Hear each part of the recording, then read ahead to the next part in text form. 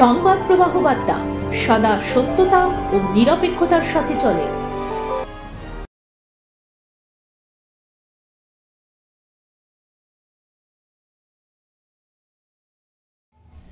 ফেলুদা বা ব্যোমকেশ বক্সীর রহস্য উন্মোচনের কাহিনী যেমন বাঙালি পাঠকদের কাছে সাড়া ফেলেছিল, বর্তমান সময়ে আরেক রহস্যের স্বাদ নিয়ে হাজির ডাক্তার সঞ্জয় সেন।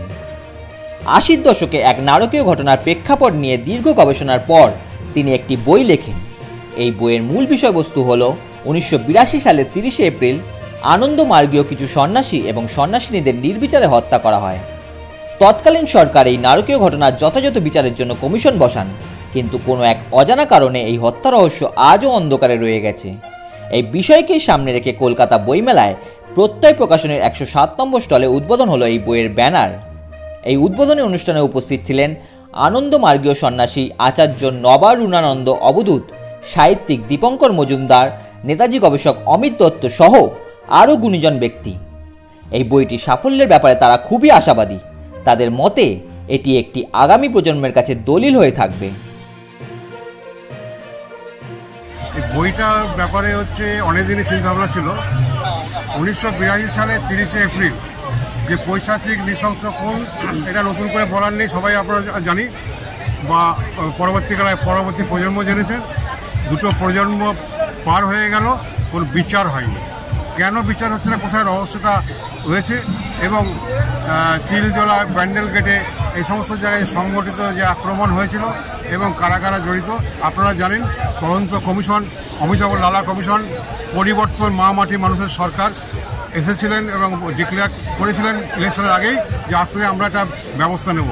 কিন্তু উনি ব্যবস্থা নিয়েছিলেন মুখ্যমন্ত্রী মমতা বন্দ্যোপাধ্যায়, তার উপরে এখনও আশ্বাস আছে, বিশ্বাস আছে যে উনি ধীরে হলেও কিন্তু যে কথা বলেন সে কথা কিন্তু কথা রাখেন। তাই আমরা আশায় আছি। ইচ্ছা ছিল বইটা আর একটু দেরিতে হলো এই কারণে যে আমি মুখ্যমন্ত্রীর দিকে তাকিয়ে আছি, আমরা সবাই তাকিয়ে আছি যে অমিতাভ লালা কমিশন, যে কমিশন উনি তদন্ত কমিশন বসেছে, সেইখানে কিন্তু আমিও সাক্ষী ছিলাম, আমিও সাক্ষ্য দিয়েছি। কিন্তু সাক্ষ্য ব্যাপারে কিছু কিছু মত আছে, সেইগুলো ব্যাপার নিয়ে আমার ব্যাপারে এটা চিন্তা হয়। তার জন্য আমি গবেষণা যে করেছি, আমি আর দেরি করলাম না, যে আর অপেক্ষা করার নয়। যতটুকু পেয়েছি ততটুকুই প্রথম খণ্ড বের করব এবং বের করে মানুষের কাছে পৌঁছে যাবে এই বই, যে কি রহস্য হয়েছিল এবং কেন খুন হয়েছিল, খুনের পেছনে কোন রহস্য ছিল, সেই সব নিয়ে ডিটেলস বইটা বের করা হয়েছে। যে কারা এর মধ্যে জড়িত, কোনো রাজনৈতিক দল না, কোনো প্রতিষ্ঠান না, কোনো সংগঠিত, সেটা সব কিছু কিন্তু আপনারা বইটাই পাবেন। এটা আমার সাধনা, বইটা বের করবোই, এটা মনের জেদ ছিল।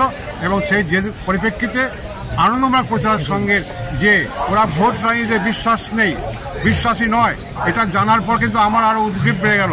আনন্দমার্গের ভোট রাজনীতি বিশ্বাস না, অথচ কিন্তু এই খুনোখুনির মধ্যে রাজনীতি কেন প্রবেশ করলো, সেইটাও আমি আমার বইয়েতে ওই ছত্রে বুঝিয়ে দিয়েছি। এবং সেখানে আমি অন্তত বিশ্বাস করি পশ্চিমবঙ্গের মুখ্যমন্ত্রী মমতা বন্দ্যোপাধ্যায় এবং তার উপরে সুপ্রিম কোর্ট, এই যে কেস মামলা চলছে আনন্দমার্গের সন্ন্যাসিনীদের যে হত্যা করা আছে, এবং সব থেকে বড় যে পদলোভী নয় এমন সন্ন্যাসী প্রচুর আছে সারা ভারতবর্ষে এই আনন্দমার্গের প্রতিষ্ঠানে, রামকৃষ্ণ মিশনও আছে। কিন্তু কিছু বেনজল ঢুকে যাচ্ছে, সেই বেনজলটা পরিষ্কার করার জন্য যদি এই ধরনের খুন রহস্য উন্মোচন না হয়, অপরাধীরা যদি গ্রেপ্তার না হয়, লালা কমিশন কেন 1000টা লালা কমিশন বসালেও কিন্তু হবে না। তাই আমি সাক্ষ্য দিয়ে কমিশনকে বলেছিলাম, পারবেন তো এই বিচারটা ঠিক সঠিকভাবে নিয়ে যেতে। ৩৯ জন বাইরে, ইন্ডিয়ার বাইরে ছদ্মবেশে পালিয়ে রয়েছে, তাদেরকে ইন্টারপোলের জন্য অমিতাভ লালা রাজি হয়েছিলেন, তারপর কোথায় কী হলো জানি না। তাই মুখ্যমন্ত্রী মমতা বন্দ্যোপাধ্যায়ের কাছে এই মিডিয়ার মাধ্যমে আমার আবেদন যে দিদিভাই, আপনার উপর বিশ্বাস সারা বাংলা আছে, সারা দেশ আছে, তাই আমিও আছি। আমি তো বইটা বাধ্য হয়ে প্রকাশ করলাম দেরি হচ্ছে বলে, কিন্তু এই বিচারটা করুন। ইন্টারপোলের অর্ডার দেওয়া হয়েছিল অমিতাভ লালা, আমারই সাবমিট করা নাম ঠিকানা ইন্ডিয়ার বাইরে, ইন্ডিয়ার ভেতরে, কিন্তু এখনও হলো না।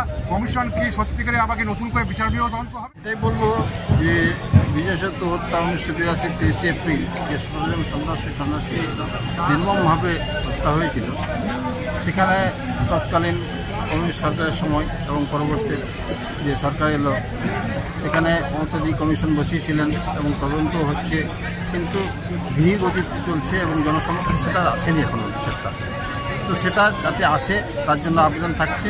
প্লাস এইরকম যদি নিরীহ এবং ত্যাগী সন্ন্যাসীদের কোনো হয় এটা খুবই মর্মবেদনা রাখে, তাই এটা নিষ্পত্তি করা দরকার।